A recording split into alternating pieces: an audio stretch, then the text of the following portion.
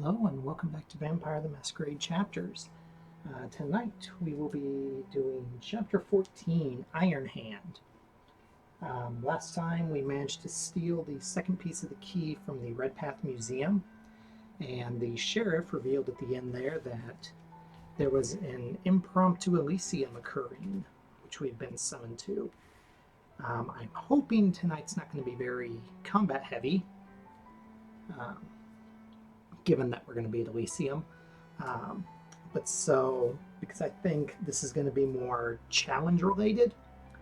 The loadout we've got for tonight is smart glasses to give us +1 to technology checks, night vision goggles for +1 to awareness, flashlight for +1 to search, the lockpicking set in case we ever find this NPC we're looking for who wants it, and then accompanying Gabe tonight, we have Harold, who will give us +1 die to mental and search checks, Jade, who gives us +1 die to mental and occult checks, and Nico, who gives us +1 die to social and insight checks. Real quick here, make sure there is no errata I need to be aware of for this.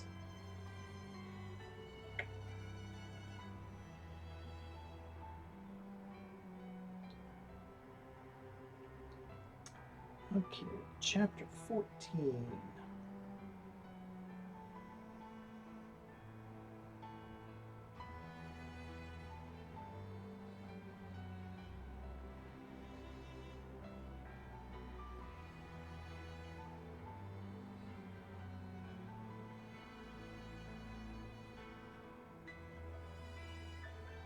Okay, not really a lot. There is a rata for it, but not so much things that are as important right this moment. So, gathered here at court tonight, we have the sheriff, Caleb Duval, the thin blood, Alex Simard, Jimmy Smythe, who I'm guessing is a Nosferatu, but we've never met him before. Let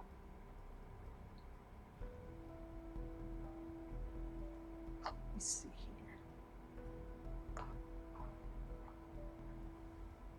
Valois Sang, YUMA MCKENZIE, who is Aaron's sire, William, who is incorrectly listed on the setup as a dialogue NPC. He is not a dialogue NPC.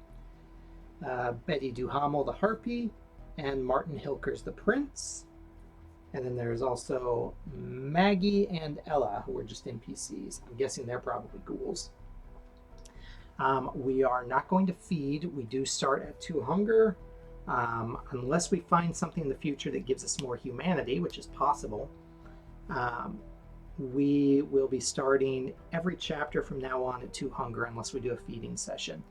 I am hoping that I won't have to rouse the blood too much in this, since, like I said, I'm kind of hoping for no combat. So we're not going to do a feeding event this time around. So, Iron Hand. News of the emergency in Elysium spread through kindred society like wildfire. It was atypical, to say the least, to have the prince call one on such short notice.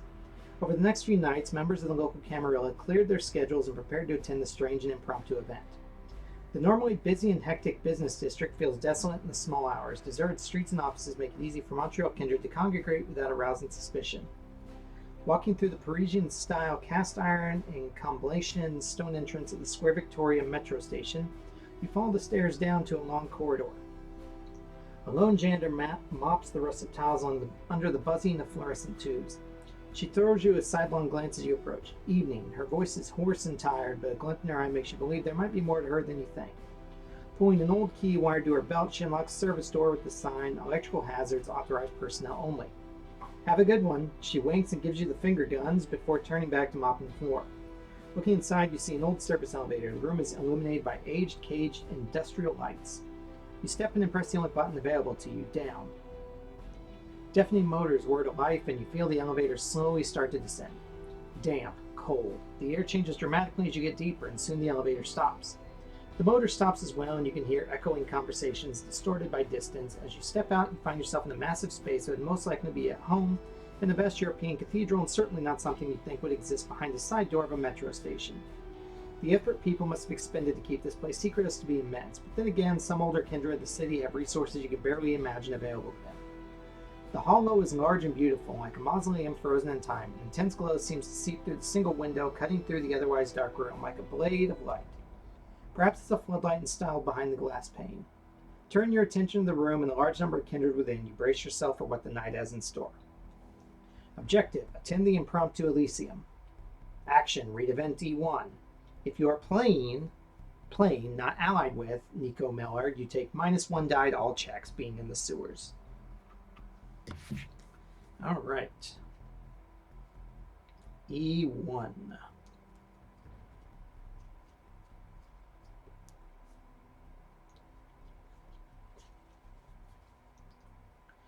As you step in, you see an impressive roster of the most important kindred in Montreal gathered around the main floor mingling. Looking up, you see rows of balconies where more kindred are assembled. It seems the whole city is here. At the very center is Prince Hilkers in a conversation with Betty Duhamel, who's always eager to be at the confluence of everyone's stares.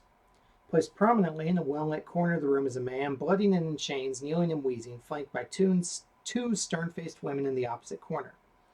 Caleb seems to be surveying the room with a critical eye, seeming somewhat concerned. The prince has been quite secretive as to the subject of this extempore Elysium. You venture that the bleeding man might be part of the reason. For now, most of those present seem to be mingling. It looks carefree, but you know better. This is a complex dance, power play, where a good word can win you new assets and allies, and a careless one can lose you everything. You have a short amount of time to join in, perhaps find what is actually going on, and if you play your cards right, make some new contacts yourself. If you're Nico Miller, you must read E2. Otherwise, resume playing. Okay. So, it doesn't give us a timer yet, but I'm sure that'll come later. Let's go ahead and talk to the sheriff first, since he's right here. Okay, Caleb Duval. Caleb uncrosses his arms as you approach. It's good to have you here. This is originally supposed to be a night off for you, and I was honestly looking forward to interacting with you on a non-business basis. He shrugs, but the duties of a sheriff as well as the threats to the prince are varied and unceasing. I understand your coterie isn't exclusively in my service, but I'd like you to believe the fruitful and rewarding associations we've recently had might at least allow me to share something with you. Pauses for an instant, looking for the right word. Proposal, if you will. He looks over at the chewing-up man on the opposite side of the hollow. That's a ghoul, one who serves a member of the Sabbat. Prince Hilkers has decided to use this opportunity to make an example of the man and show force for the Camarilla. After glancing around for any indiscreet kindred attempting to listen in, he leans in closer. We can't let that happen. You look at Caleb baffled. We can't? Read D2. He shakes his head and presses his hands together. Keeping his voice low, he continues, no. The prince intends to question the Sabbat lackey in front of the whole kindred society before killing him. In theory, a good plan. In practice, however, his eyes narrow. Sabbat members are notoriously tight-lipped, especially when it comes to revealing anything to the Camarilla leaders. I'm afraid the prince will attempt to interrogate his prisoner publicly. If he's denied, he'll show the entire city not the strength he intended to display, but weakness and incompetence, something I'm sure our dear and our friend Yuma would be happy to capitalize on. He smiles. As you can see, threats of the prince can come from anywhere, even from his own actions. My job is to protect him against all of them, and so I come to you. His smile fades and he looks away. I've already talked to the prince about my assessment of his plan, but he's adamant about going through with it. He'll hear no more from me, but you may still have a chance. The Montreal Camarilla is still young and fragile. A strong leadership, and at the very least the appearance of stability, is of the utmost importance. You've been surprisingly resourceful before, and I'd call upon that quality once more tonight. What do you say? Of course you can count on us, read D3, or shouldn't we allow the prince to conduct his interrogation? I'm sure we'd all benefit from having more information about the Sabbat. Read D4. From what I remember in the background stuff, especially in Samuel's prologue, the prince is very much a figurehead and really terrible in his job. I think Samuel does most of the work keeping the venture in charge. So yeah, I think Caleb's right on this one, so we're going to go with D3. This time, Caleb's smile is genuine and honest. He puts a hand on your shoulder. I've always taken great pleasure in working with you in the past. Despite everything that's happened, I do know when people of value come to me, and I don't forget those who go above and beyond their assigned tasks. Steps back and looks around to see if anyone knows this uncharacteristically familiarity he showed before crossing his arms again. Talk to the kindred. It's an Elysium, after all. Favors are traded as readily as words here. There's bound to be a way to either silence the ghoul or convince the prince to delegate the task. You've shown surprising creativity before. I fully trust you'll achieve what you set your mind to. Take the inspired event card and clue token 1, and I just realized I completely forgot to put down the action token. Wait, is it action or it's investigation token? Investigation 1. This is the Sabat Ghoul, who is there. And we got clue token 1.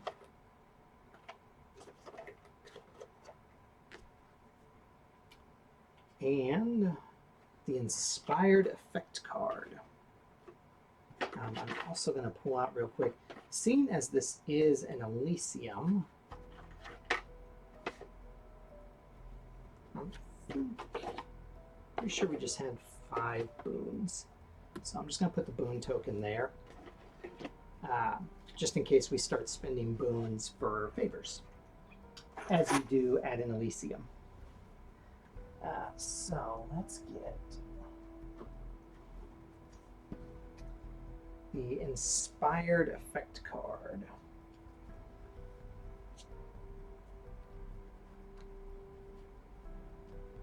$46. Inspired. Gone through worse, you can do this. Discard to decrease your willpower tracker by 2. Okay, awesome. So get back 2 willpower. Discard after use or at the end of the next chapter.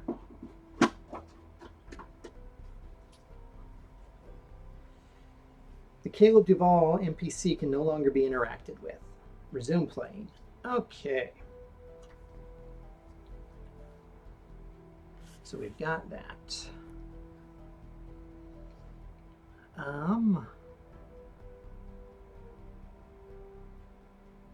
Let's see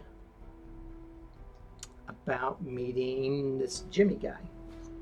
1, 2. Jimmy, page 11. Jimmy is a tall and cold kindred, looking over the gathered crowd with a judgmental gaze, definitely standing apart from the social maneuverings happening around him. As you get closer, he scans you up and down, his lips curling into a vicious smirk. The wolf slayers, he almost growls. Certainly don't look it. Hard to imagine you taking down a tank-sized werewolf all by yourself. He sneers, seemingly convinced it should wipe the floor with you and not the other way around. Honestly, it should have wiped the floor with us, and it did multiple times, but he seems to doubt your prowess. You show Jimmy you're not the one to be messed with. Make a mental plus intimidation check, difficulty 5. Smile, say, yes we did, read D4.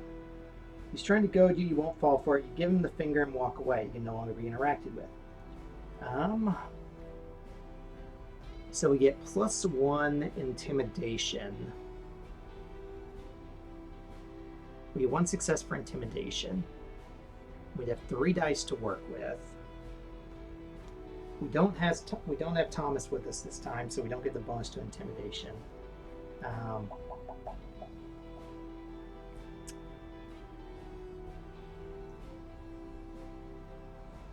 should have those over here.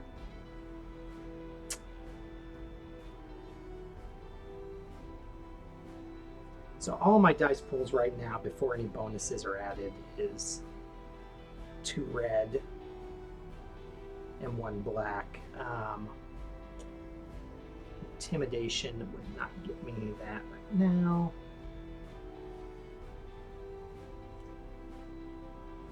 Let's take a chance to make a rouse check.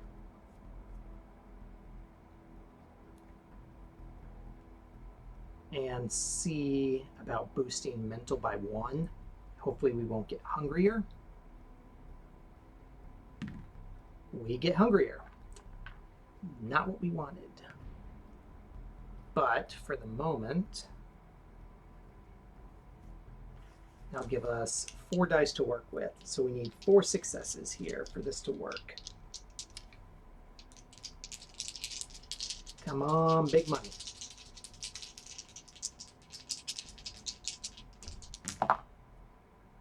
Hot damn. So we got 2, 4, 5 more successes, so 6 total. The skull only matters if you have more skulls than you have successes, in which case it makes you roll a rouse check. But we don't have to worry about that this time. So we got that. I'm going to real quick swap that out since pretty much our dice pool is now strictly hunger dice. Okay, read D2. You move closer to Jimmy, giving him the same once-over he gave you. We did, yes. We found the thing, went about strategically, and overcame it. It's like we arm-wrestled the thing one-on-one. You smirk. How many werewolves did you kill? He chuckles, his voice raspy and dry. Right, we get it. You're badasses. In cramped spaces with a numerical advantage when the thing is surprised, he says, grinning. Still, credit where credit's due. That's some metal other neonates certainly don't have. Maybe one day I'll be able to see you in action, get actual proof of that fighting skill. See how you do when things aren't so massively in your favor. Maybe soon. But for now, was there any reason you're talking to me? He groans, other than boasting, I mean. If you have clue token number 1, ask his opinion on your task. Otherwise, you nod. Well, let's see about his opinion. D5. Toxic solution. As soon as you start to mention Caleb's task, Jimmy's standoffish demeanor turns attentive. He cuts you off before you can even finish explaining. So he wants you to take care of the ghoul before it turns problematic. I get it. Without even questioning the why of it, he immediately starts thinking of ways to accomplish the task you posited to him. Killing him before the prince makes his demonstration might cause problems. Might make him look just as incompetent for not being able to keep his own prisoner alive. I suppose what you need, he says, producing a small syringe from his pockets, is a small delay in the death of your victim. He hands it to you. I was keeping this for a bad night, but if you can help Caleb and the prince, it's better you have it. He hands it to you. I've tested this extensively over the years. It's never failed me, provided you can get this into your intended target's bloodstream. Prince asked me to post my best to guard the prisoner. That's what I did. Incorruptible, vigilant. He smirks slightly. Getting past him should be an interesting test of your abilities. He scoffs. Not that should be any problem for you. After all, you were clever enough to deal with a werewolf, he grins. Take the neurotoxic compound item card, and Jimmy can no longer be interacted with. So let's find the neurotoxic compound.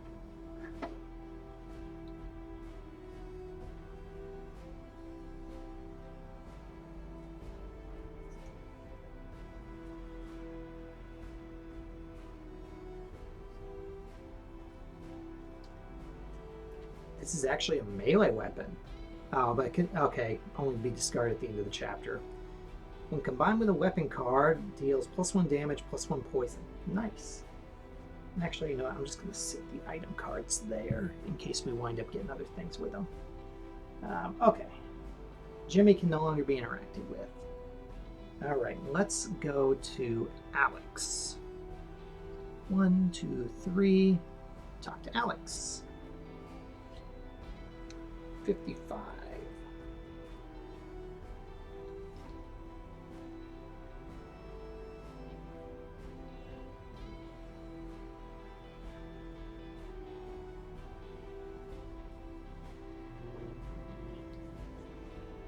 Standing quietly alone in a shallow alcove, Alex looks relieved to see you approach and gives you a wide smile. Hey there, folks.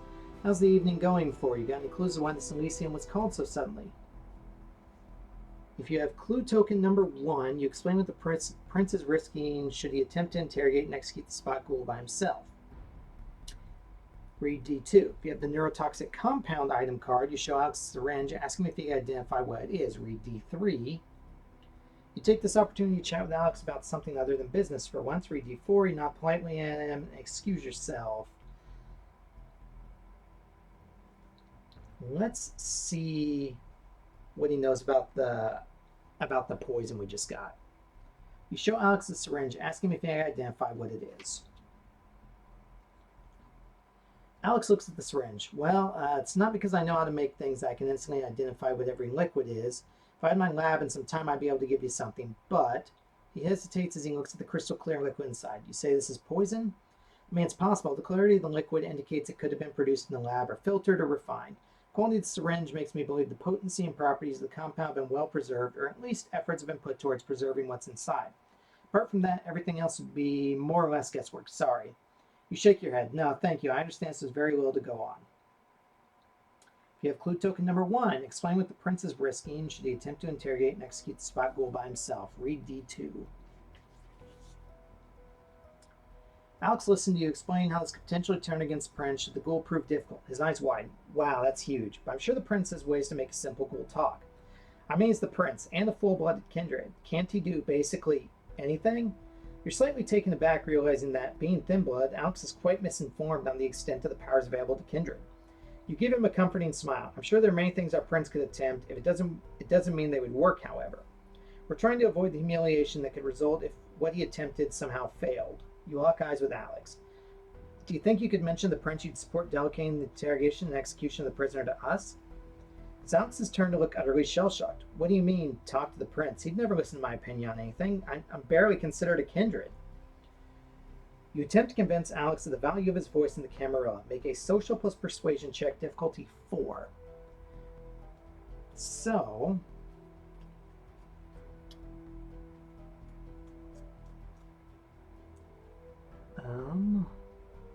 we don't have anything that'll add to our persuasion.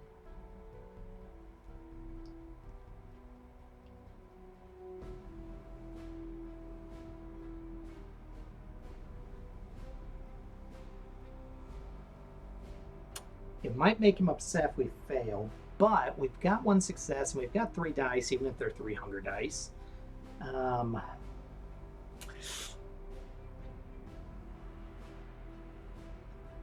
Oh, we can't re-roll hunger dice either. Ooh.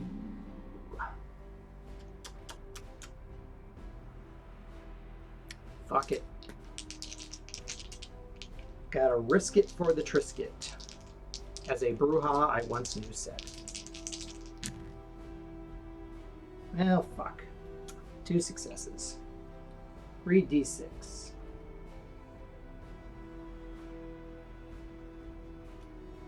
Don't believe that just because you're a thin blood, you're not of any use to the Camarilla. You've been offering supplies and gear for a while. I'm sure the prince knows that.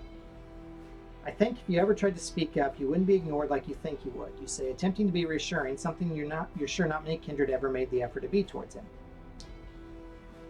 He gives you a glum little smirk. Thank you. It's very nice of you to say, but I know my place and it's behind the counter, being quiet and allowing others to do their job. I'm sure you can find more important people to recommend you to the prince, right? He shakes his head. I'm not the right person for this. I'm nobody. You shake your head. Seems you can't deconstruct years of self-hatred in a 5-minute conversation after all. If you have 1+ boon, there are things Alex has never said no to. Perhaps offering a favor could get him to help you despite everything.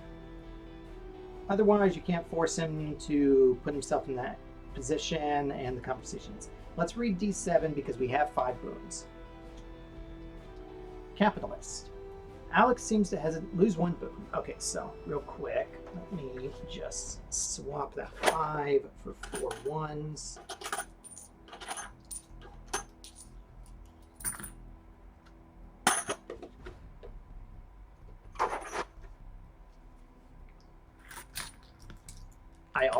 I love the metal boon tokens that they did for this game. Alex seems to hesitate at your offer. He glances up at the prince anxiously. His back is turned to him while he's deep in conversation with their kindred. It takes a moment, but Alex's eyes narrows and he nods. All right, I'll do it. Good, you won't regret it, you say, satisfied. As you leave, you hear him whisper, I sure hope I won't. Take 1 investigation success token. The Alex Samard NPC can no longer be interacted with. Okay, so we need an investigation success token. Bing. Okay. Now, this guy up here is Valois, who we've never heard of before. Valois is a severe man with a cold demeanor that makes him seem unapproachable and intimidating. His eyes lock on you before you can choose whether to interact with him or not. The Lupine Hunters. I'm sure many have already congratulated you on your victory, and I'm sure no one has commented on the possible consequences of such an overt act of aggression. You've managed to protect the city against one such threat, but I have to wonder if you'd fare so well if they declared open war with us, he says, grim and impassible.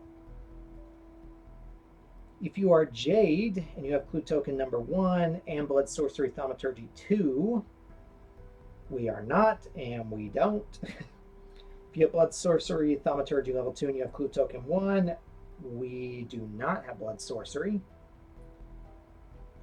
If you have Clue Token number 1, want to ask Mr. Singh to support you as the Public Executioners of the Ghoul tonight, read D4.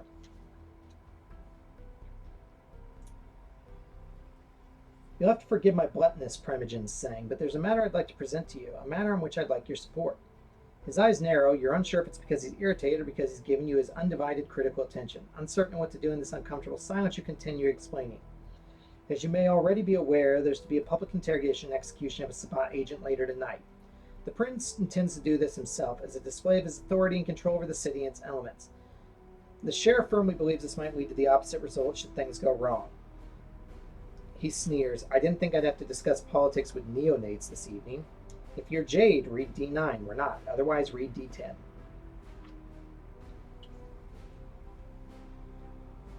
Primogen needs the bridge of his nose, and so I suppose that since you come to me about it, you have a solid plan to prevent this. Yes, being part of the Primogen Act, the prince listens to your advice. If you suggest that we should be given the honor of interrogating and executing the Sabbat agent instead, we could prevent this from happening. Valois grins, and it would put you before the eyes of the entire city, self-serving and practical. I like this. He licks his lips. However, there's no reason for me to stick my neck out and agree to a plan that doesn't benefit me in any way. I'm sure you understand. If you have 2+ boons, which we do, you offer him future favors in exchange for his help. Read D11.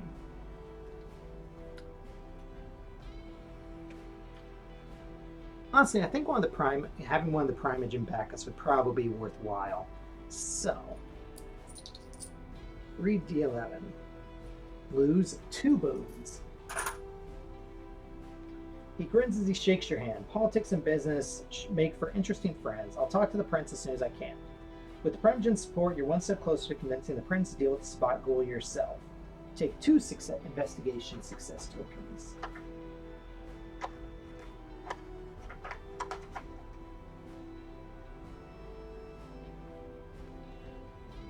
We have 3 of those. Now Sang can no longer be interacted with.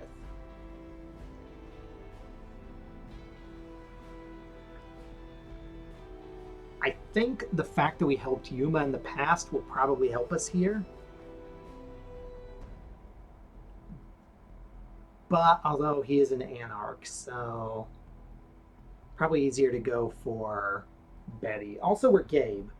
And Betty likes Gabe, so 1, 2, 3, 1, 2, 3.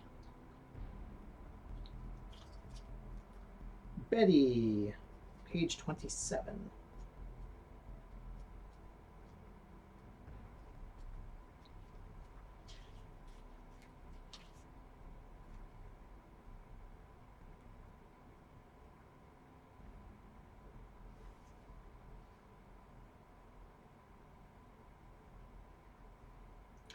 The belle of the ball. Betty is an imposing woman despite her height or her friendly face. She inhabits the space fully, has a magnetism that's impossible to ignore. Her impeccable clothes, her sometimes venomous attitude, and her carefully curated words are the blessing and bane of anyone wanting to rise in the Camarilla. She's currently talking in hushed tones with Prince Hilkers. Like everyone gathered here, you know she doesn't have much time to spend on a coterie of neonates. You doubt you'll have more than one chance to approach the Harpy. You approach her for D2, or you give her a wide berth and stay away for now. So that might be the triggering event for getting to talk to the prince, is talking to her first. Let's talk to Yuma first. Okay, so we're gonna back off, and we're gonna go over here, and we're gonna talk to Yuma.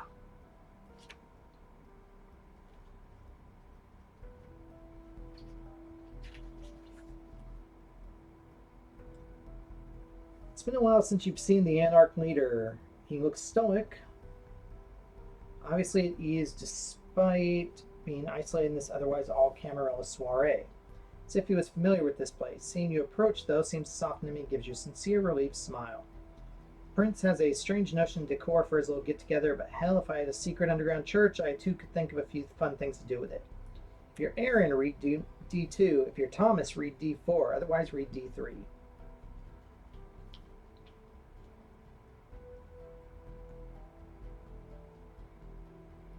He looks you up and down, shakes his head dolefully. Lots of new little embraces for a new little kingdom. I suppose Montreal and its new management need as many bodies and new bloods they can get to wash away traces they leave everywhere.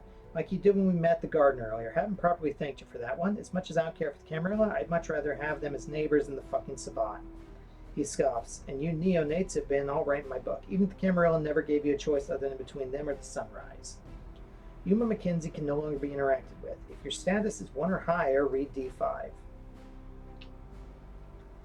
So what's the prince having you do these nights? Thefts, favors to his friends? He chuckles. It's the second one, isn't it? Wouldn't be surprised if the Camarilla still runs on nepotism. Gives you a strong slap on the back. Look, don't feel too bad. You're obviously well liked by those who hold the reins, or feared. The weak always want more control, prevents them from having to face their own limitations, eh? As long as you keep being the Camarilla's darlings, that's commendable. Considering your situation, I'd say it's survival instinct. He waves you away. So go. Go and keep mingling, make friends, survive, thrive if you can. You obviously know the ropes. You can no longer be interacted with. Resume play. Okay, well. Not as helpful as I had thought. When I saw if you had the status 1, I kind of thought I might lose status for talking to the Anarch leader. Okay, well, I guess we're going back to Betty, because these two can't be talked to, and I don't think talking to the prince yet's going to do me any good. So we approach Betty. Seeing your approach, she stops her whispered conversation with the prince, and turns attention to other kindred. Yearning for his precious time, she turns her eyes on you. And look who is coming to us now. If the status tracker is 2 exactly, which ours is not, read D3. I wish. If it is 0 or higher, read D4. If it's -1 or lower, read D5. So we are at 1, so D4. She barely looks at you, staying silent as if she's waiting for you to answer a question. For a second there, you have no idea what Betty is waiting for until you realize she has no clue who you are. The coterie working for Caleb, ma'am. She snaps her fingers. Oh, right. Those who took care of the lupine, was it? Good on you. If you have clue token number 1, ask her opinion on how to handle the prince's demonstration. If you are Gabe, which we are, try to use your connection to her to ingratiate your coterie to her. So we're going to go to D11 because we are Gabe.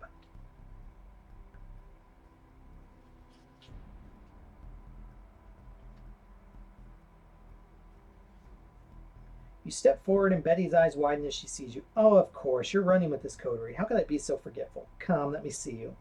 The harpy seems to momentarily forget Elysium etiquette and, showing uncharacteristic familiarity, places her hands on your cheeks. Like a doting mother, she examines you for bruises and scars. Are you all right, dear? Have they been treating you right? What has Caleb been sending you off to do? Feeling the eyes of everyone on you and Betty's unusually friendly demeanor, you give her a quick rundown of your recent activities for the sheriff. Key fragment, she says, smirking. How interesting. You're full of surprises, aren't you? Such interesting information. I'll be sure to follow up on that. I'm so glad you feel you can tell me everything. We make a fine pair, you and I, don't we? She gives you a tender kiss on the cheek. You feel a cold breath on your ear. She whispers, mine. Gain 1 boon.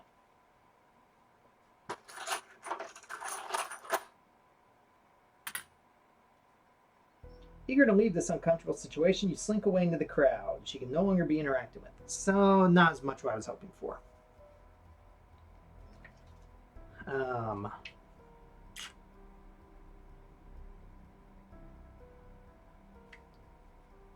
Well, we've got 3, so I guess hopefully that'll be enough. Guess it's time we talk to the man. 1, 2. Martin Hilkers, page 45.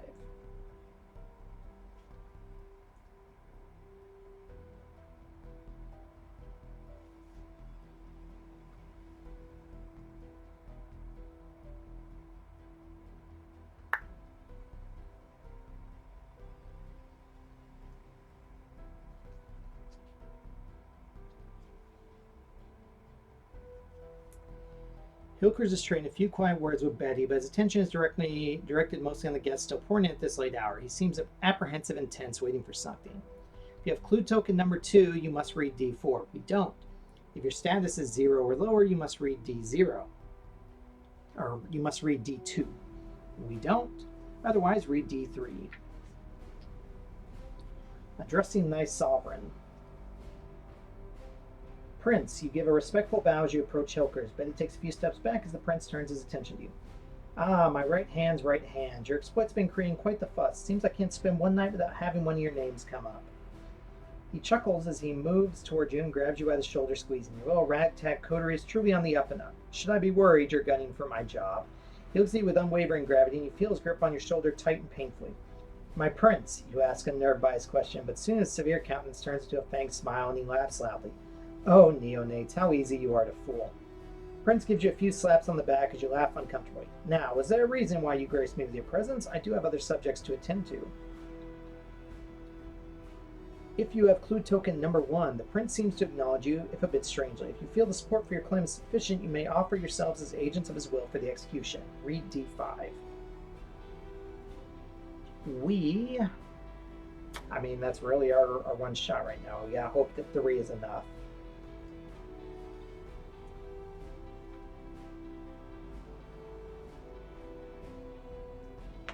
My prince, we wanted to talk to you about the upcoming execution. Hilker seems a bit stunned. My, it looks as though someone has been running their mouth. So much for keeping us surprised, he says, throwing an accusatory glance around the room.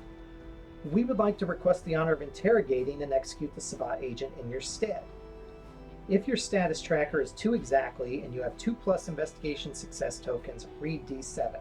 We don't. If the status tracker is 1 or higher, and you have 3+ investigation tokens, which we do, read D7. Also read D7. Or if you have 4+ investigation tokens, read D7. Okay, so otherwise read D8. We have D7. Yes, I've heard this once or twice tonight, people vouching for you, mentioning it was the smart thing to do.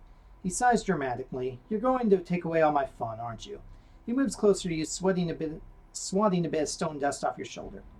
So be it. Go fetch the wretch. We'll start this in a moment. Gain 1 XP. Okay, well.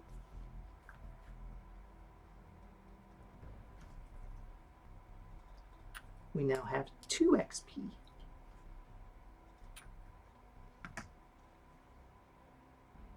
Relieved, you walk over to the chained man. The 2 women say nothing as you drag him towards center room. Read event E14.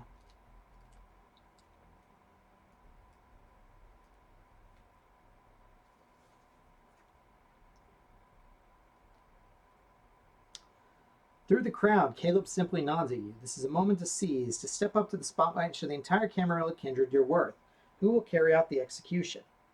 If you have Potence level 2 in your Thomas, we aren't. If you have Protean level 2 in your Aaron, we aren't.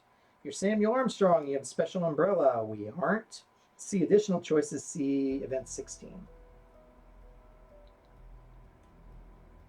If you have Animalism level 1, you're Luciana, we aren't. If you're Nico Miller, we aren't. If you are Gabe, despite knowing how scandalous it is to allow one of the clan lists any position of honor, you take a step forward and claim the execution. Read E26. Or we can look at E18 for additional choices. Additional choices involve being Harold, Jen, or Aaron, which we aren't. So, or everybody can feed on him. But we're going to go to E26 because we are Gabe.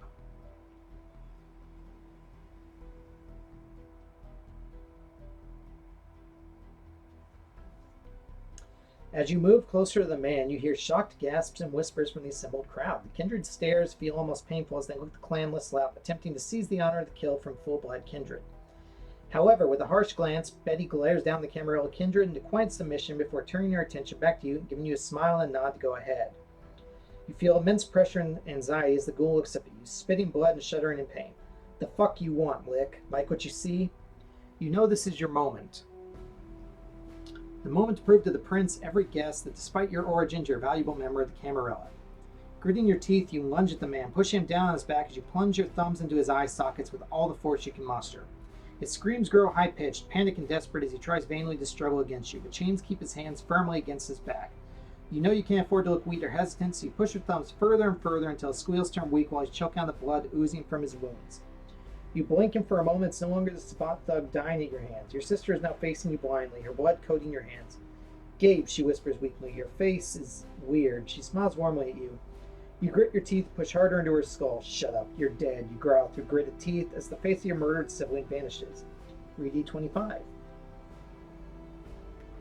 Hilkers grins savagely as he looks upon the bloody remains of the Sabbat agent. I believe you can stop now, neonate. No need to waste energy on a corpse, although I do appreciate your enthusiasm. You stand up, still reeling from the guilt-induced apparition. I hope this demonstration has made clear what I expect from you all. No mercy, no half measures. When it comes to the Sabbat, the message must be clear and unequivocal. And this, he gestures to the blind corpse, soaking the stone scarlet into your hands, dripping with the man's life. This is not a message any would soon forget. Take the Driven Effect card. That's the item cards.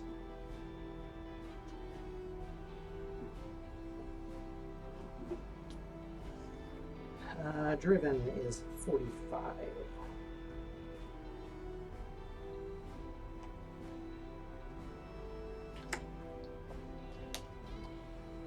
Discard to decrease your willpower tracker by 1. Okay, so between those, we can get 3 willpower back. I'm just going to set this entire stack right there. Read E30. What happened to the interrogation? Hilkers flashes a wide and rehearsed smile to his gathered guests. I think there's been enough excitement for one evening. Please find your way home safely. Over the next half hour, the buzz of the Elysium dies down as guests leave in droves. You stay a respectful distance from Caleb, who's currently talking to the prince in low tones.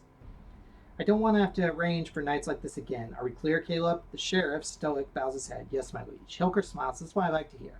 Ta-ta for now, he says before leaving. Gain 1 XP. Hey, 53.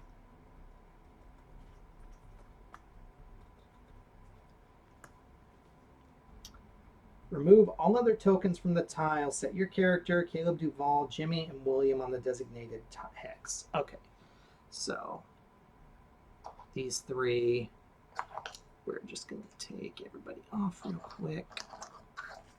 Off the board. Okay, so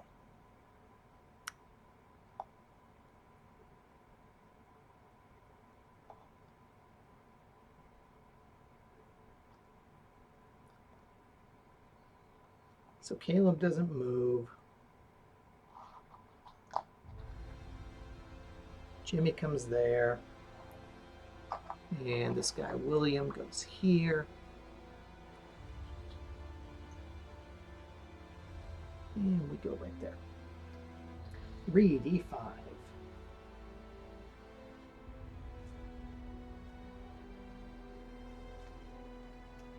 Empty hollow.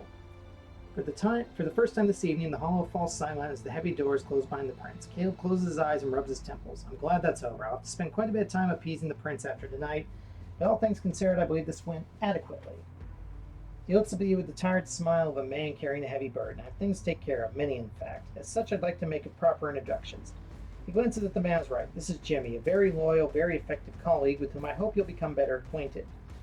Jimmy bows his head a quarter of an inch towards you. In the past few nights, it's become clear to me that I've become more and more reliant on your talents. Caleb turns towards Jimmy, who's grinning widely. Jimmy here is an exceptional fighter and has trained many kindred in the past. He expressed some interest in seeing you fight and believes he could teach you a thing or two. Gives a knowing glance to Jimmy before starting to walk towards the exit. I leave you in his capable hands. Remove Caleb Duvall from the tile. Whoop. Jimmy waits until Caleb leaves and the hollow once again falls into complete silence. One of you step forward. Turns around, points at the large man standing beside him. To fight William, one-on-one. Jimmy crosses his arms, proving to me that even separated from the rest of your coterie, you're still an asset to the sheriff. Read E6. Now, one of you step forward. The rest move back to the gallery above with me. Look, but don't interfere. Move all but one player character from the tile. Well, we've only got one player character on the tile. We remove Jimmy. Say your character and the William hex with the designate state card. Okay, so William's there. We go here. We need William's state card, which is number 25.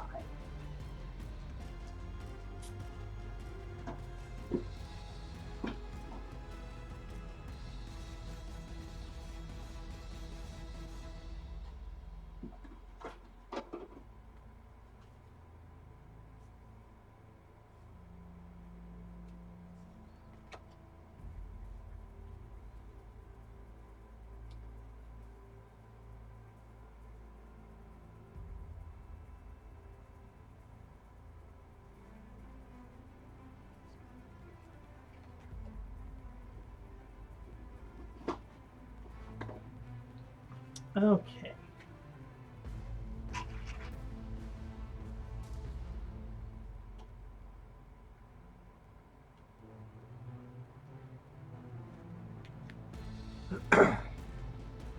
And I guess that puts us into initiative.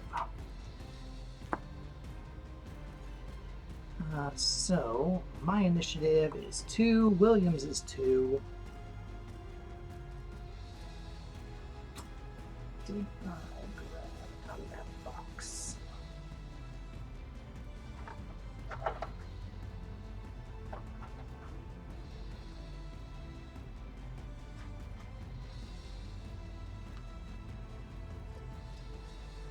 Well, I guess it's a good thing we got a weapon from Jimmy.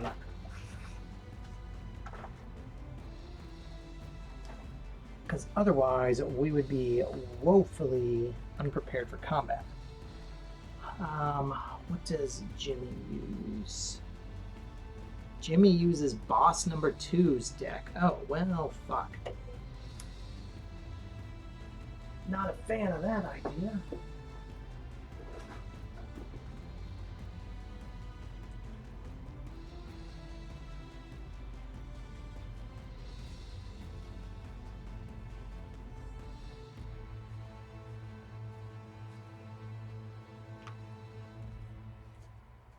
One v1 a boss.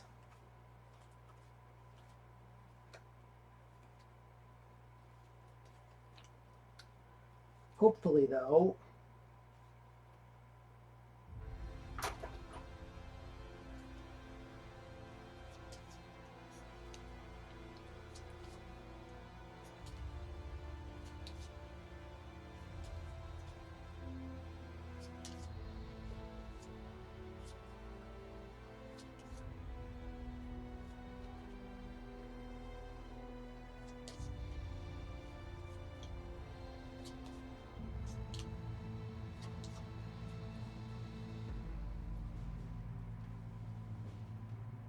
okay, so there's his deck.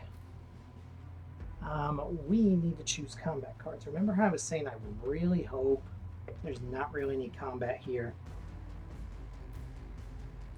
Okay, so thankfully, because we have the neurotoxic compound, it counts as a weapon. It's a melee weapon, so we get 6 cards this time.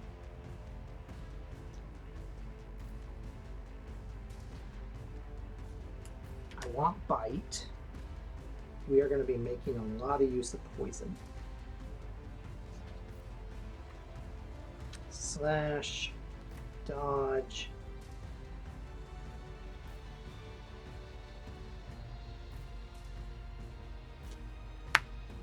pierce, guard,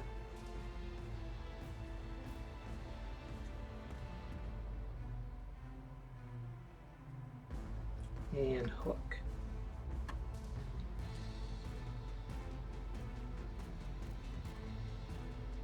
Yeah.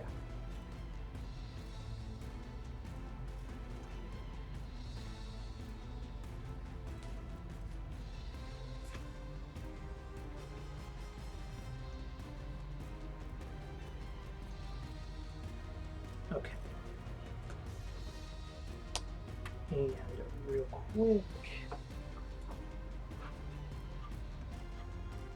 I'm going to try and stack the fuck out of poison tokens on this guy.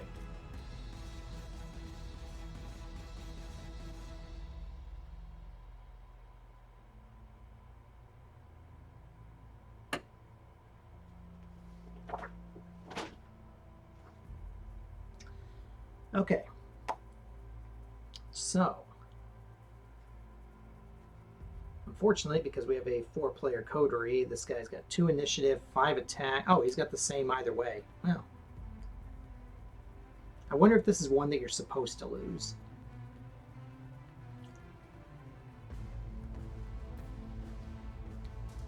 Okay, well.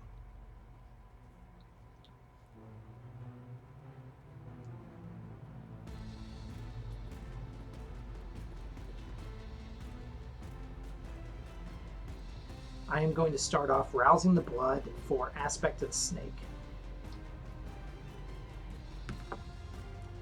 get hungrier.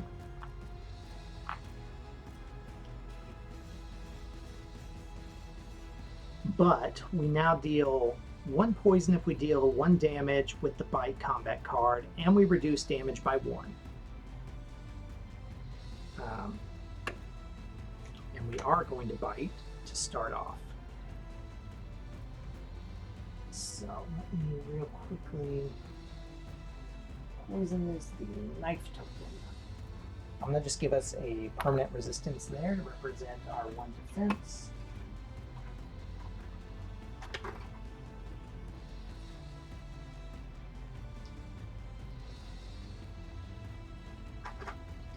Because, yeah, I'm going to want to do as much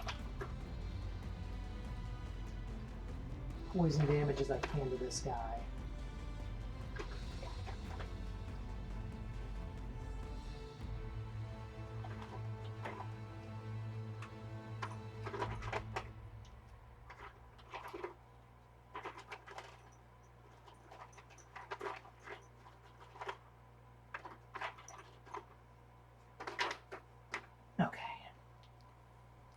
So I've got a few poison tokens there, and then I'll have to start getting my wraiths out.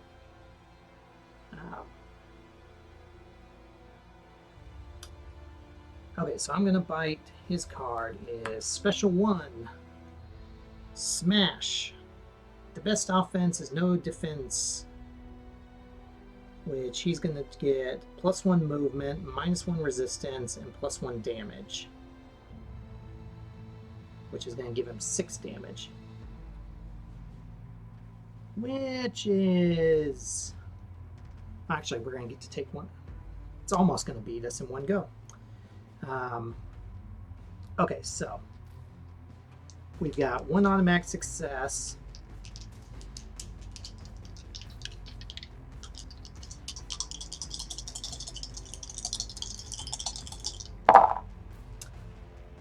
Okay, we do 2 damage.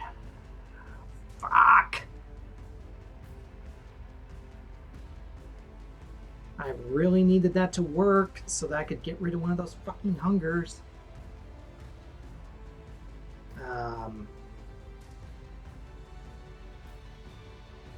Yeah, because he fucking just soaked all of that. Oh no, wait, he's -1 resistance. Well, he still soaked it.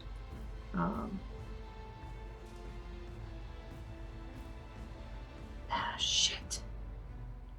Fucker. Well, he's going to hit me for 5.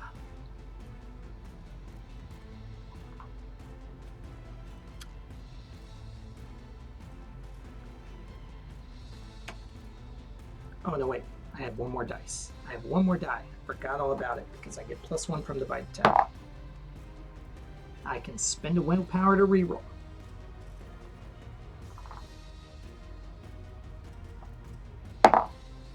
Okay, so 1, 2, 3, 4. Okay, so he's going to take 2 damage, which means he's going to get poisoned, and I'm going to get rid of 1 hunger, which is still not ideal, but you know, better. And he's poisoned.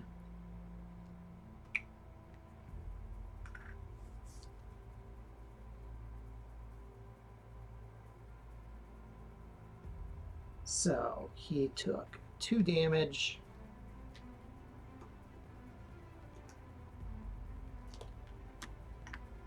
And he is poisoned.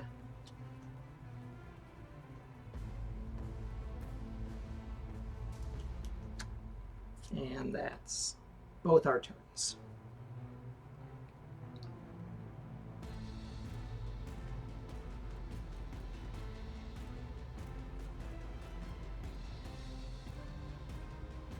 Okay. We are going to now make a rouse check. Can we not fuck one up, please? Thank you. Okay. We're making a rouse check to summon a wraith.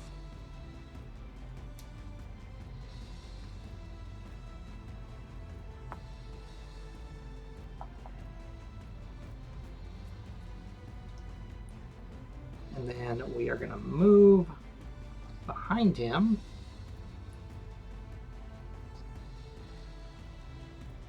So that we can do 1 damage, 1 extra damage when we attack. We're going to slash him. This is going to be risky as fuck, because we're going to go for the extra damage. So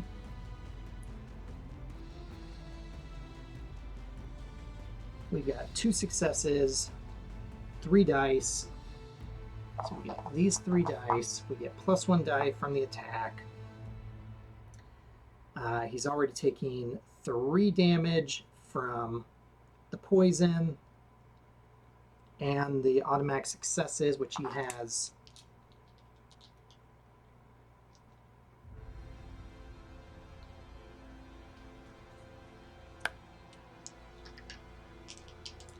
Okay, so he's going to have his usual resistance. So he's got 3 resistance. So anything extra I make at this point is going to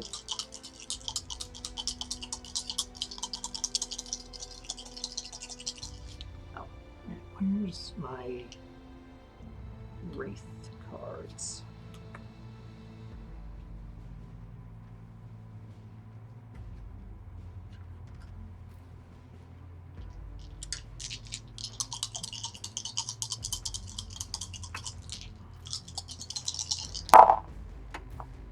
Well, that fucking sucks. We're going to spend a willpower because we got a couple to spare and we can regain them just to re-roll that whack die, which did no good for us. So that was 5 damage total. The neurotoxin does +1 damage, so 6 total. Okay, so actually, wait. 2 automatic, 3, 4, 5. He's going to soak 3, so he takes 2. He gets another poison.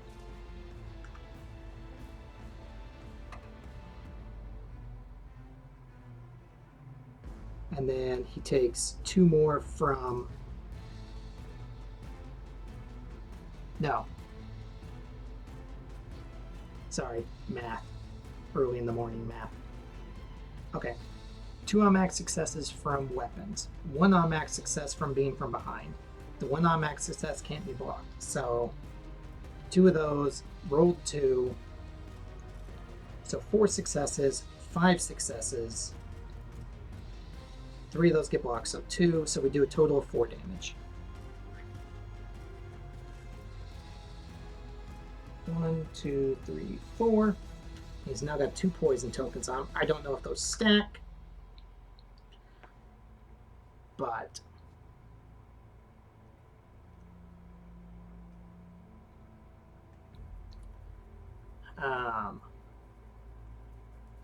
it's my turn, and he is going to end it right here. Because he's doing his second special, which is +1 damage, +1 immobilize, so he does 6 damage. I soak 1 and take 5, which is more than anybody could take. So, if you lose, read D7.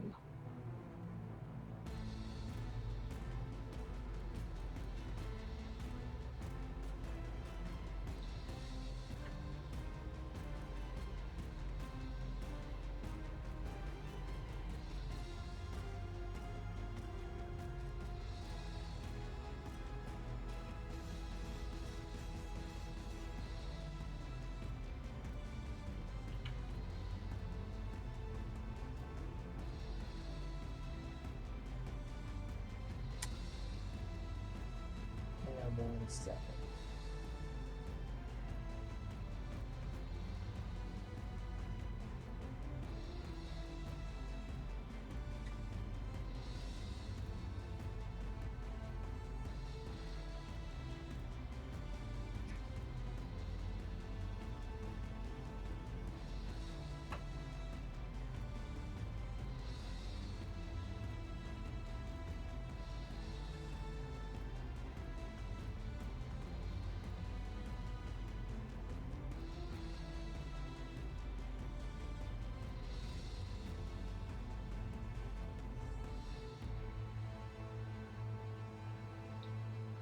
Okay, so as you fall to William's relentless and savage assault,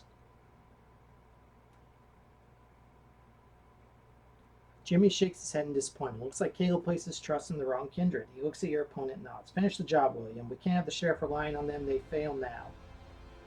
His hands curl into fists means they'll fail him worse later. Your vision wavers as the sound of heavy footsteps approach you. Silence and darkness cling to you like a veil. Your consciousness flickering like a candle in winter winds. William raises both fists above you and brings them down with enough force to make the stones below you crack.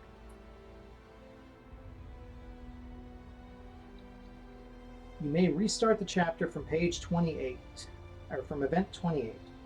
If you do so, restore each member of the coterie's hunger and damage to 0, but keep any effect cards still present on your character.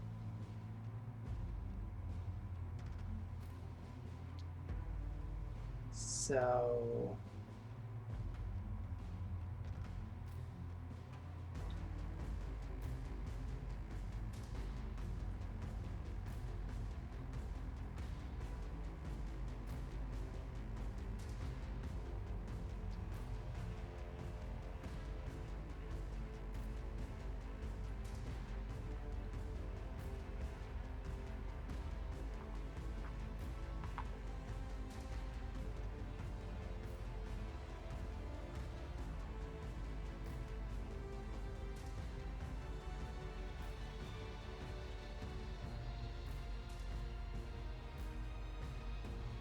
I think that's supposed to be from 30 because, so you fail the chapter,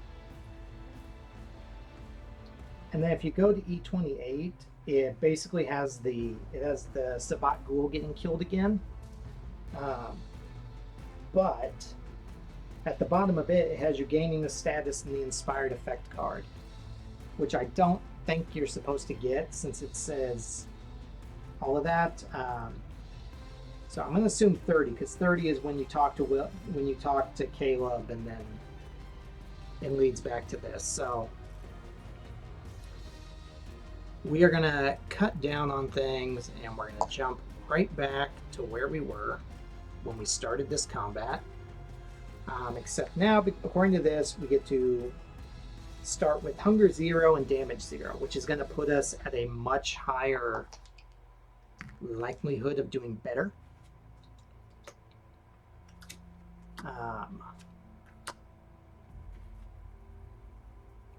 Well, I feel like it will anyway, because we're not as hamstrung by the hunger dice.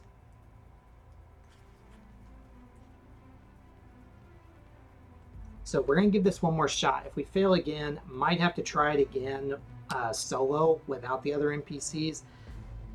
Actually, no, it doesn't make any change for him. And doesn't make any change for my rapes either, so we'll have to figure it out. Actually, do it solo and actually have better gear would be my thinking there then. But okay, so maybe we'll get lucky and we won't get stuck with his fucking special attacks right out of the gate.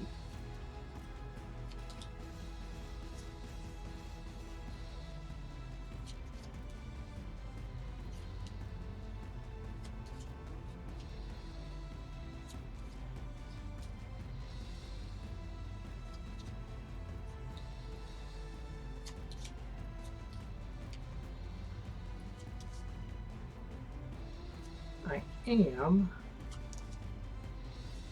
going to try. I've got an idea on how to approach this one differently. Thinking about it,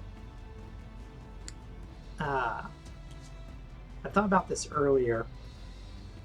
An interesting build to try for Gabe would be necromancy, obtenebration, and animalism, because that would give you access to all of the summons. Because obviously you get Rave, Split, Necromancy. Animalism gets you Rat Familiars, and Obtenebration gets you the Arms of Ahriman. So I'm kind of curious how it would play out if you had access to all of them. But anyway, so we're just going to jump right back to the combat. We're not going to start with Bite. Okay, so this is what we're going to do. we are going to rouse the blood. Fuck me. Okay, rousing the blood, we're summoning a Wraith. Wraith right there.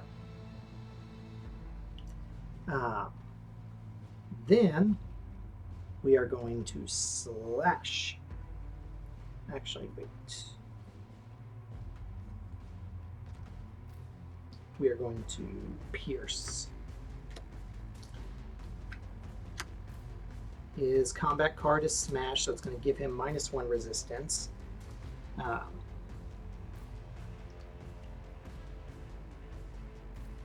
Because that was something I was hoping for. So, we've got 1, 2, 3, 4 dice. One of those is a hunger die. We have 2 automatic damage. Come on, big money this time. We've got 2 resistance.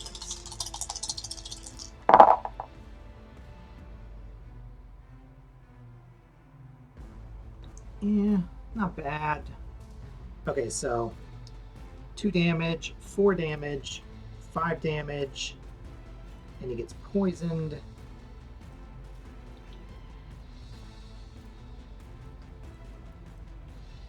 Okay, so he soaks 2, he takes 3. 1, 2, 3. He's got a lot of HP left. We need 1, 2, 3, 4, 5, 6, 7, 8, 9, 10, 11, 12, 13 more damage on it. So now, his attack is for closest people. I've still got movement actions.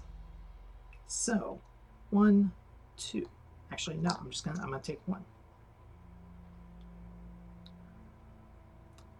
Because he is now going to attack my Wraith for 6 damage, and that's going to kill my Wraith.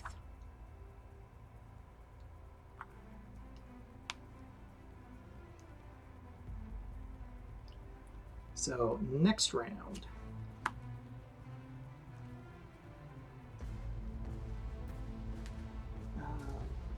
I'm going to check real quick. I think...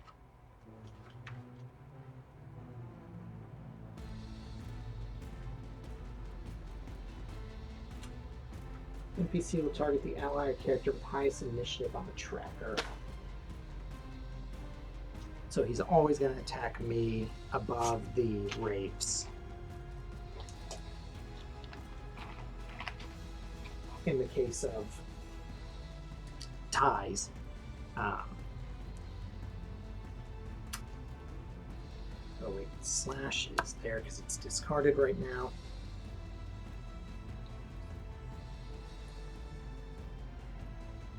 What I need, thinking about now, I needed whatever card I had that lowered my initiative, so that I could have, I would have equal initiative with my Wraith, so I could always make him target the Wraiths. But for the moment,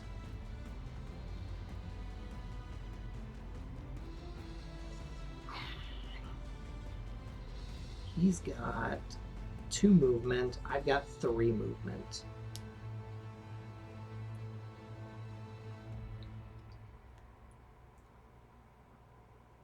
So actually, I'm going to do this. We're going to make a rouse check first for aspect of the snake, so we can get our -1 damage. Awesome. Okay. We don't get hungrier. We got aspect of the snake going. And then we are going to go 1,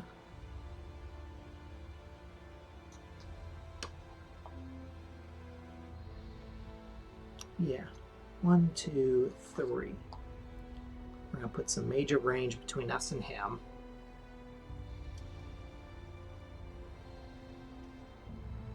Oh, and actually we'll do dodge for that. So They give us one more movement, but we have no further we can go backwards.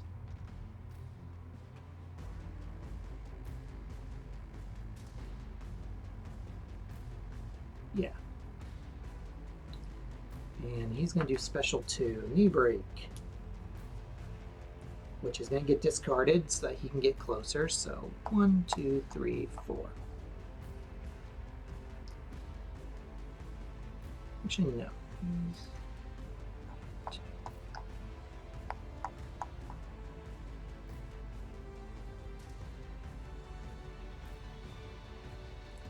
Okay, awesome.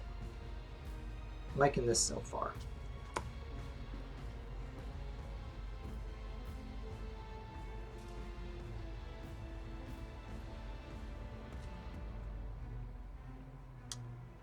We are going to bite. He is going to punch, which is going to give him +1 initiative. But we get to go first, so.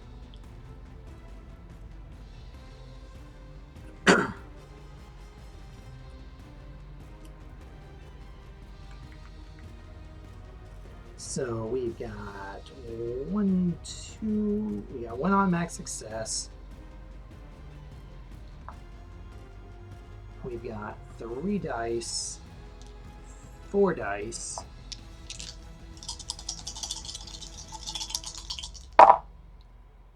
Fuck, we're gonna spend a willpower to reroll all 3 of those.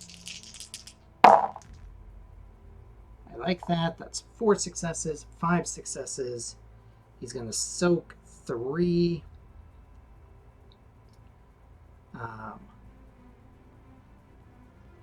He's going to take 1 extra from the poison, and he's going to get an additional poison now. So he's going to take 4 damage. 1, 2, 3, 4.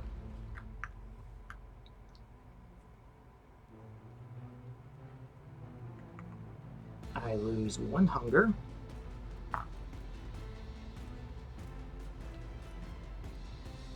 And then we are going to move 1, 2, 3,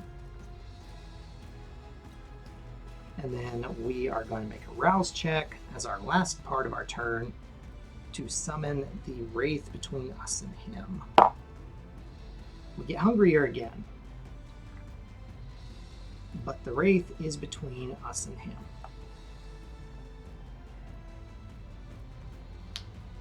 Which he is then going to kill the wraith because it's the closest target. And that's those 2 turns. So now he's going to go before me, which is going to suck because the dude hits fucking hard. I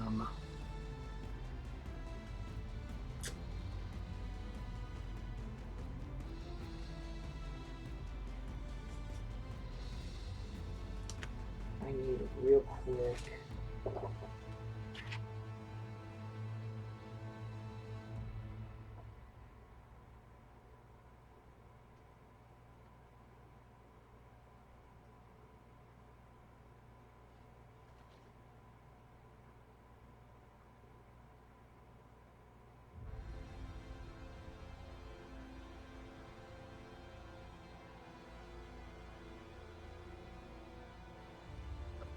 Okay. So this is what we're going to do. We are going...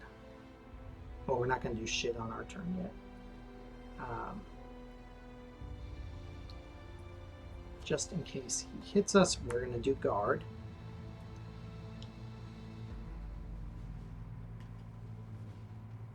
I should have used pierce and not slash earlier. So I could have defended with that. Oh well, is what it is. Okay, so he's going to guard as well. Awesome. So he's going to move closer. He gets +2 resistance this turn. I go up the initiative tracker as well.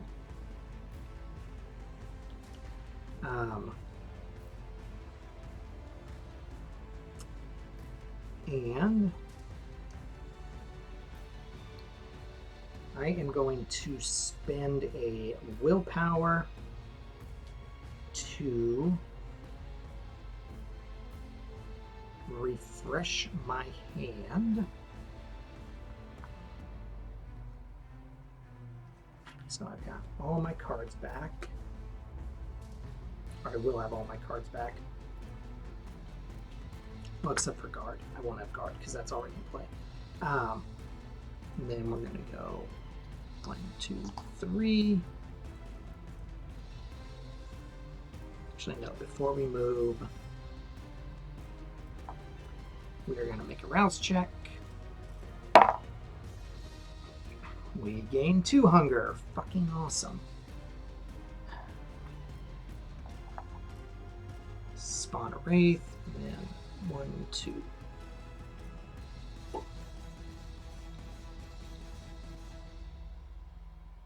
Actually, no. I'm not going to move because next turn we're both going to move at the same time again.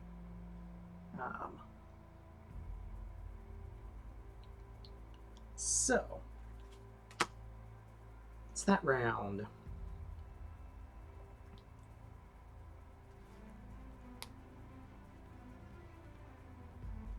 I'm going to bite. He's going to do special 1.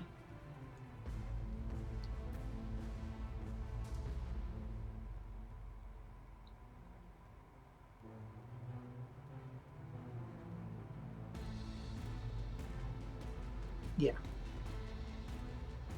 Okay, so we have 3 red, 1 black, 1 automatic success.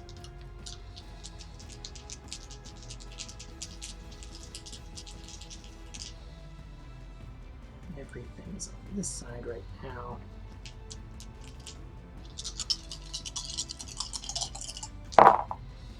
Fuck.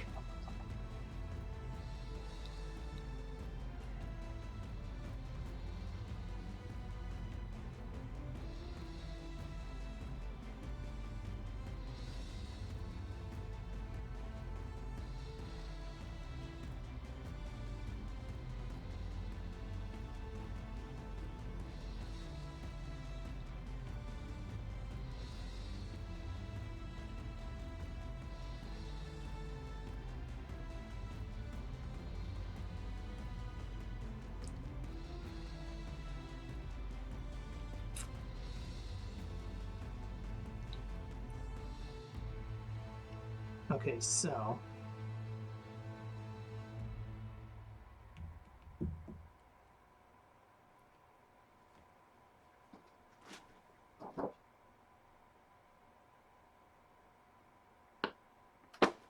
unless all damage is prevented. Fuck.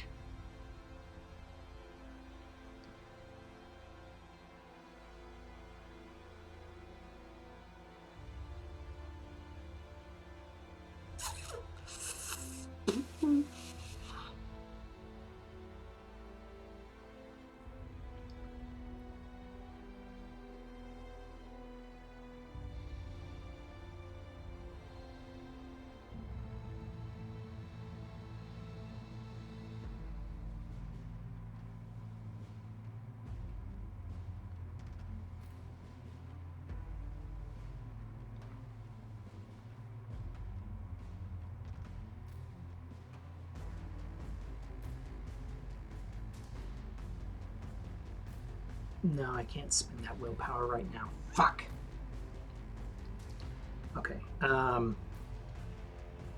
Right. So, after my attack, I am going to rouse the blood, probably stupidly. Hey, we don't get hungrier. It's a fucking miracle. Oh, actually, he'll get to go this turn, but he won't. So I'm going to put him right there. And I am going to step back. Actually, honestly, I can move back 1 and that'll be fine. So that's my turn. His turn, he's going to attack the closest target, which I'm going to say would be the one that could actually attack. So he's going to attack that one, kill it. That's his turn.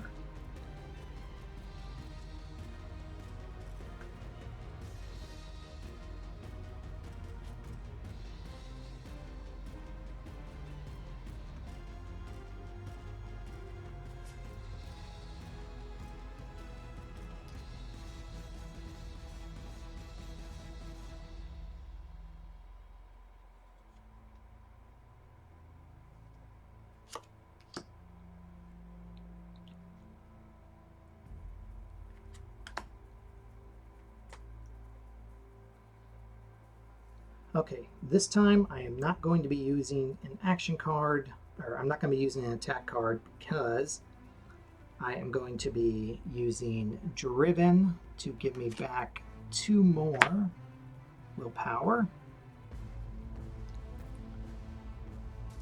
And then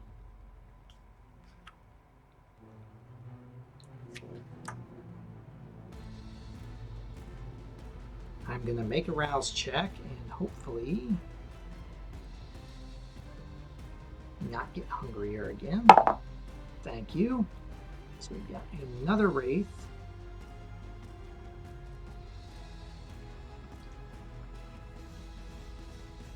And then I am not going to move.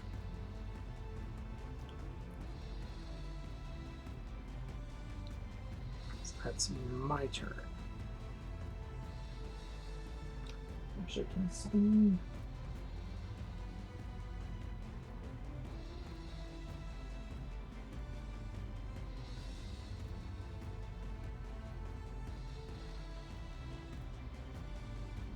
Yeah. So he's going to attack one of the Wraiths. I'm going to say again, the one that can attack him.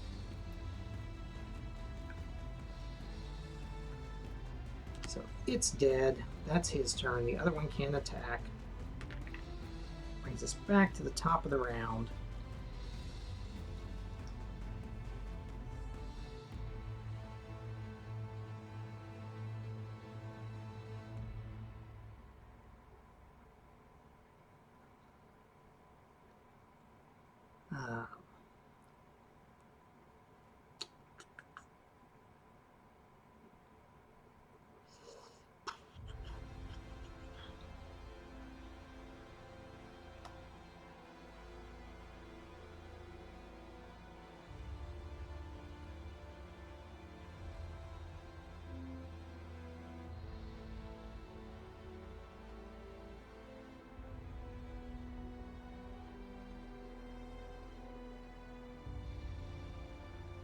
I wish I had a gun right now.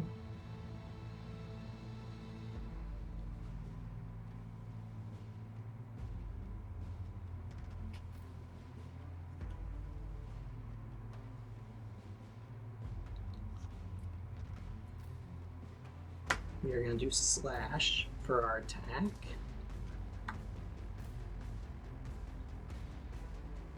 No, oh yeah, we're going to do slash.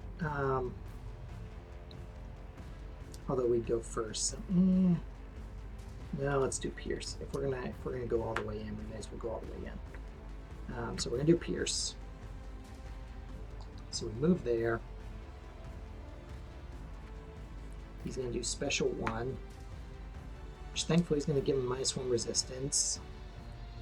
Even though it's gonna give him +1 attack, which we're gonna be able to counter.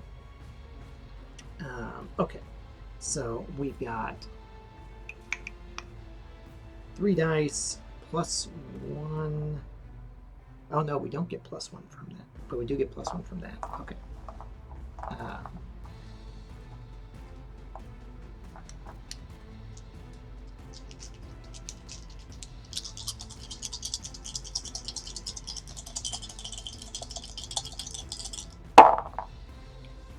Fuck me, really? 4 successes. He soaks 2. could be a lot better, but it could have been much worse. Okay, so he soaks 2, which means he's going to take 5 damage because he's got the 2 poison tokens. He gets +1 damage from that, and he's going to get another poison token.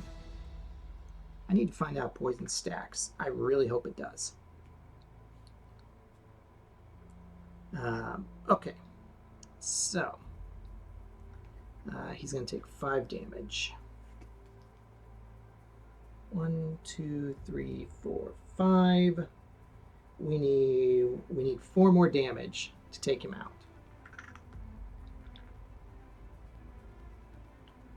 And then I'm going to make a rouse check to summon another Wraith. He took out the one that could attack. This is a different round, so that one can't, the other one can. This time he's going to attack me.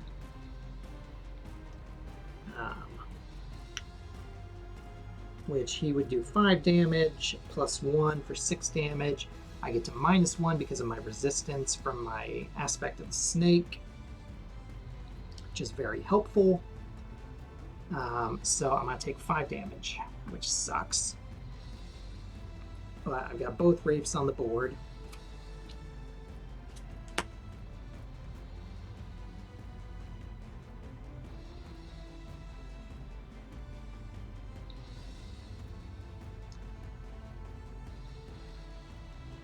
Okay, I'm going to make a rouse check to heal 2 damage.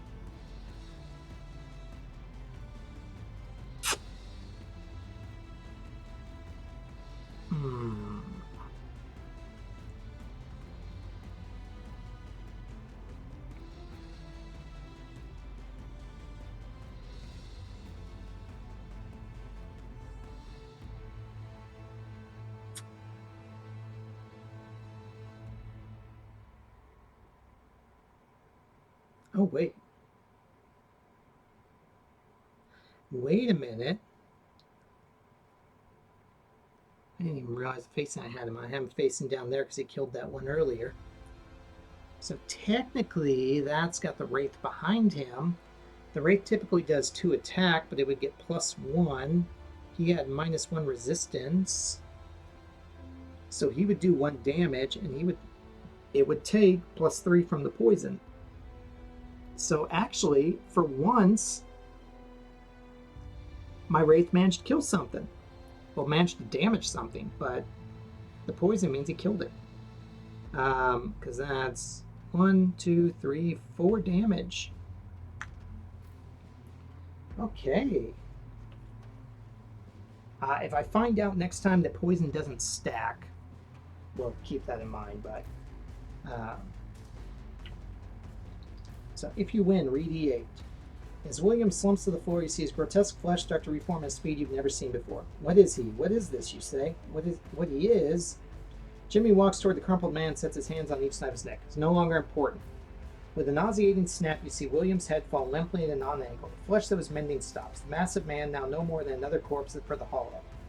Seems Caleb wasn't wrong about you, he says, standing from the corpse of his former colleague. I hope you learned something from this, Jimmy says, looking satisfied by your performance. Each player character gains the Knee Breaker combat card.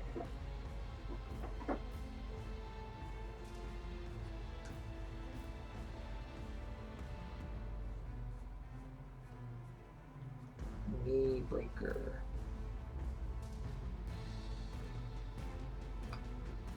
Knee Break.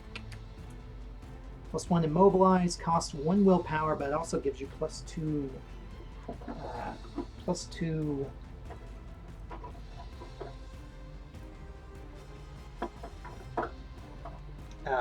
dice for the attack, is the word I was looking for. Over the next